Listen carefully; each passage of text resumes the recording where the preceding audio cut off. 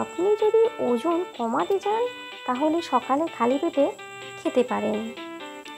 কাঁঠাল ভাঙা বা ছাড়াবার নিয়ম হচ্ছে, প্রথমে হাতে তেল লাগিয়ে নিতে হবে, তারপরে কাঁঠালটা ভাঙতে হবে, না হলে কিন্তু ওই আঠাগুলো আমাদের হাতের মধ্যে লেগে যেতে পারে। অনেকেরই এটি পছন্দের ফল, যারা খান না তারা আজ থেকে খাওয়া শুরু করে দিন। ভিডিওটি বেশি বড় না করে শুরু করা যাক।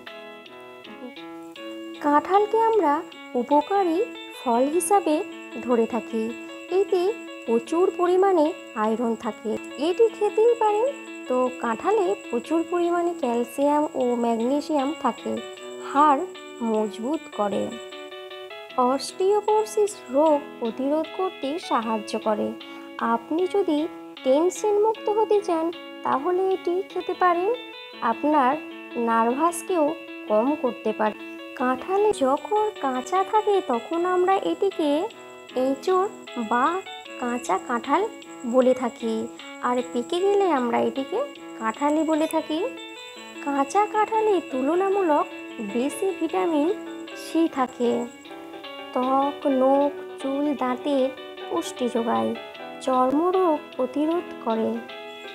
আপনি যদি আপনার শরীর সুস্থ রাখতে চান তা কাঁঠাল খেতেই পারেন।